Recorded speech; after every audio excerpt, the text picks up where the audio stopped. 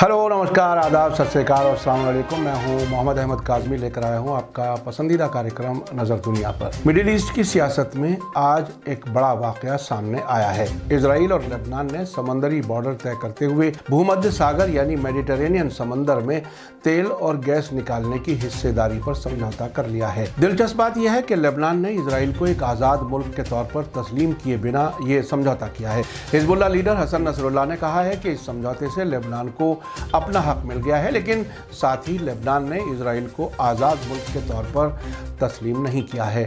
दोनों मुल्कों के जिम्मेदारों ने ना एक दस्तावेज पर दस्तखत किए हैं और ना ही एक कमरे में बैठकर बात की है। अब से पहले उन्होंने कहा था कि अब सिर्फ हिजबुल्लाह की धमकी से काम हो जाता है। एक साबिक इजरायली अफसर का कहना है कि अगर हिजबुल्लाह के साथ जंग हुई तो इजराइल स्टोन एज यानी पत्थर के दौर में पहुंच जाएगा। इजराइल ने हिजबुल्लाह के खौफ से समझौता किया है। आज हम आपको बताएंगे कि ये समझौता क्या है और हसन नसरुल्लाह और इजरायली लीडर्स ने इस मौके पर क्या कुछ कहा है। मेरे 40 साल के जर्नलिज्म के तजर्बे में ऐसा कोई इंटरनेशनल समझौता नहीं हुआ जो इतने कम वक्त में नतीजे तक पहुंचा हो। इससे साफ जाहिर है कि अमेरिका की मीडिएशन करा के इजराइल ने ये समझौता दबाव में किया है, यानी इस बार आया है ऊंट पहाड़ के नीचे। आखिर तक जरूर देखें। अगर आपने अभी तक media star world YouTube channel subscribe नहीं किया है तो सब्सक्राइब कर लें और घंटी दबाना ना भूलें।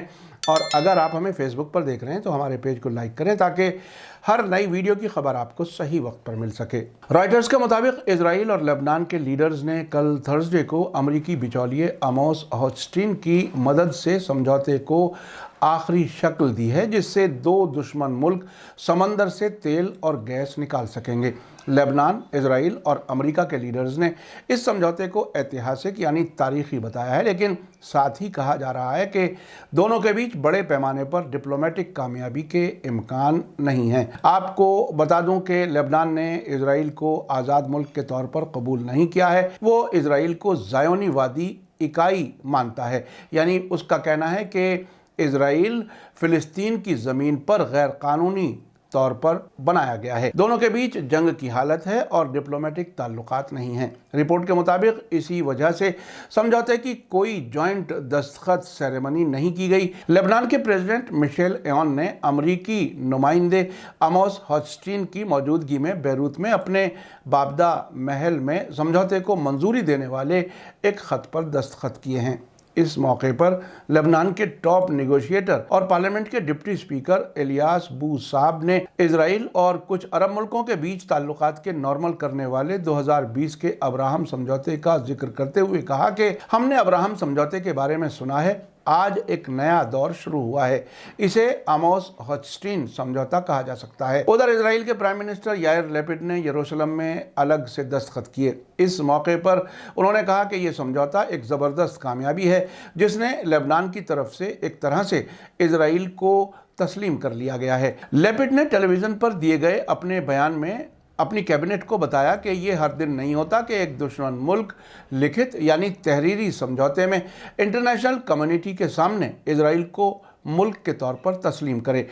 कल थर्सडे को ही बाद में टेलीकास्ट होने वाले पहले से रिकॉर्ड किए गए इंटरव्यू में लेबनान के प्रेसिडेंट मिशेल एओन ने कहा कि बॉर्डर के तय किए जाने से इजराइल के साथ जंग को रोका जा सकेगा और साउथ के बॉर्डर को पूरी तरह से बातचीत के जरिए हल किया जा सकेगा। लेकिन उन्होंने जोर देकर कहा कि ये समझौता इजराइल के साथ अमन समझौता नहीं है। जैसा कि पहले कहा जा चुका है कि ये समझौता सिर्फ तकनीकी है और इसके कोई सियासी मायने नहीं होंगे जो लेबनान की मौजूदा फॉरेन पॉलिसी के खिलाफ जाता हो। रॉयटर्स के मुताबिक लेबनान इजराइल के वजूद के हक को कबूल नहीं करता और अब भी खुद को पड़ोसी के साथ जंग में मानता है। लेबनान का कानून इजराइल के जिम्मेदारों के साथ राब्ते की इजाज़त नहीं देता। अब से पहले 10 अक्टूबर को खबर आई थी कि लेबनान और इजराइल समझौते तक पहुंच गए हैं। उस वक्त इजराइल के प्राइम मिनिस्टर यायर लेपिड ने कहा था कि यह समझौता इजराइल की सिक्योरिटी को मजबूत करेगा, इजराइल की इकोनॉमी में अरबों डॉलर का फ़ायदा करेगा और हमारे नॉर्थ के बॉर्डर में स्टेबिलिटी को यकीनी बनाएगा। उधर लेबनान के प्रेसिडेंट मिशेल एओन ने उस वक्त कहा था कि मसौदे का आखिरी ड्राफ्ट लेबनान को मुतमईन करता है, इसकी मांगों को पूरा करता है और इसकी नेचुरल रिसोर्सेज के حقوق کو محفوظ کرتا ہے۔ اس وقت رائٹرز نے خبر دی تھی کہ طاقتور شیعہ گروپ حزب اللہ، جس نے نیچرل گیس نکالنے پر اسرائیل کو دھمکی دی تھی، سمجھوتے کی شرطوں سے رضامند ہے۔ حزب اللہ لیڈر حسن نصر اللہ نے اسرائیل کے ساتھ سمندری سمجھوتے کو لبنان کے لیے ایک بڑی جیت بتایا ہے۔ انہوں نے زور دے کر کہا ہے کہ یہ سمجھوتا نہ تو انٹرنیشنل سمجھوتا ہے، نہ ہی زائونی اینٹی یعنی اسرائیل کو لبنان کی طرف سے تسلیم کیا جانا ہے۔ المنار ٹیلی ویژن چینل کے مطابق لبنانی ٹریڈیشنل فوڈ اردی کی ایگزیبیشن کے انوگریشن کے موقع پر کل شام حسن نصر اللہ نے کہا کہ لبنان کے حقوق کی حفاظت کے لیے ریزسٹنس کے مشن کو پورا کیا گیا ہے۔ ساتھ ہی انہوں نے یہ اعلان بھی کیا کہ حالیہ مہینوں میں حزب اللہ فوجیوں کے ذریعے کی گئی غیر معمولی لام بندی ختم ہو گئی ہے۔ انہوں نے کہا کہ جیسا کہ خطوں پر دستخط کیے گئے ہیں اور سمجھوتے کی فارمیلٹیز کو آخری شکل دی گئی ہے، ہم کہتے ہیں کہ مشن پورا ہو گیا ہے اور غیر معمولی لام بندی ختم ہو گئی ہے۔ انہوں نے کہا کہ ہم حزب اللہ کی سطح پر ان ڈائریکٹ سمندری بات چیت کے ساتھ ساتھ سمجھوتے کو لبنان سرکار، یہاں کے لوگوں اور ریزسٹنس کے لیے ایک بڑی جیت مانتے ہیں۔ جو ہوا اس کے اہم اشارے ہیں۔ حسن نصر اللہ نے ان لبنانی لیڈرز کو لتاڑا جنہیں امید نہیں تھی کہ سمندری سمجھوتے پر دستخط کیے جائیں گے۔ انہوں نے کہا کہ لبنان میں کچھ لوگ سمندری سمجھوتے کے ہونے پر حیران ہیں، ان کی مخالفت نے انہیں اندھا بنا دیا ہے۔ انہوں نے کہا کہ اگلے سیٹرڈے کو اپنی تقریر میں ایسے لوگوں کا کوئی ذکر نہیں کریں گے۔ اس کے بعد حسن نصر اللہ نے ان لوگوں پر پلٹوار کیا جنہوں نے دعویٰ کیا تھا کہ یہ سمجھوتا زائونی اکائی یعنی اسرائیل کے ساتھ تعلقات نارمل کیے جانے کی ایک شکل ہے۔ انہوں نے کہا کہ سمندری سمجھوتے کے بعد لبنان اور زائونی اکائی کے بیچ تعلقات کو نارمل کرنے کے دعوے بے بنیاد اور جھوٹے الزام ہیں۔ انہوں نے زور دے کر کہا کہ لبنانی افسران نے کبھی بھی کوئی مشکوک یعنی سسپیشن والا قدم نہیں اٹھایا جو انڈائریکٹ طریقے سے تعلقات کے نارملائزیشن کا اشارہ دے سکتا ہو۔ انہوں نے کہا کہ لبنانی اور اسرائیل کے ڈیلیگیشن کبھی بھی ایک کمرے میں نہیں ملے ہیں۔ جس دستاویز پر لبنان نے دستخط کیے ہیں وہ ایک امریکی خط ہے جس میں اسرائیل کے دستخط شامل نہیں ہیں۔ یہ نہ تو ایک انٹرنیشنل سمجھوتا ہے اور نہ ہی دشمن اسرائیل کو تسلیم کرنا ہے، بلکہ یہ ایک خط ہے جسے یونائٹڈ نیشنز کو بھیجا جائے گا۔ حسن نصر اللہ نے ایرانی شہر شیراز میں شاہ چراغ درگاہ پر ہوئے ٹیررسٹ حملے کی مذمت کی اور اس بات پر زور دیا کہ ایران میں حالیہ دنگوں کا حکم دینے والے اور شیراز میں حملوں میں شامل لوگوں کو بھرتی کرنے والے ایک ہی فریق ہیں۔ انہوں نے کہا کہ ISIS یعنی داعش ٹیررسٹ گروپ کے ذریعے کیا گیا خطرناک قتل عام اس کرمنل اور بربر نظریے کی حقیقت کو اجاگر کرتا ہے جو ایسے گروپس کے پیچھے کھڑا ہے اور اپنا مقصد حاصل کرنے کے لیے ان کا استعمال کرتا ہے، اور میرا مطلب یہاں امریکہ ہے۔ انہوں نے کہا کہ ہمیں زیادہ ہوشیار رہنا ہوگا اور علاقے میں ان ٹیررسٹ گروپس کے خلاف بڑے جہاد کی اہمیت کو محسوس کرنا ہوگا۔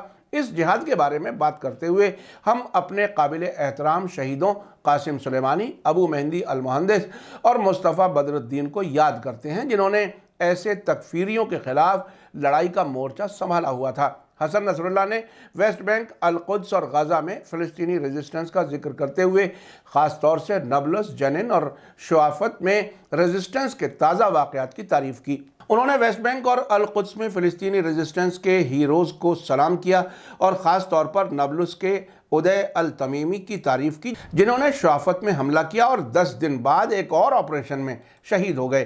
حسن نصر اللہ نے نابلس کے لائنز ڈن اور جنین بٹالین ریزسٹنس گروپس کو بھی سلام کیا اور اس بات پر زور دیا کہ ان کی ریزسٹنس نے زائونی اکائی یعنی اسرائیل کو کمزور کیا ہے۔ انہوں نے کہا کہ جو ہو رہا ہے وہ امید افزا ہے اور فلسطین میں آخری جیت سے پہلے نئے ڈائنامکس کو لاگو کرنے کا راستہ ہموار کرتا ہے۔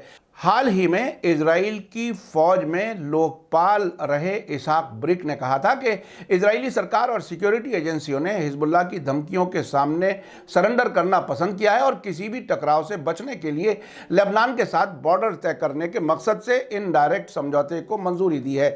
برک نے زور دے کر کہا کہ حزب اللہ کے ساتھ فوجی ٹکراؤ سے اسرائیل کو بھاری نقصان ہوگا اور اسرائیل پتھر کے یگ میں یعنی اسٹون ایج میں چلا جائے گا۔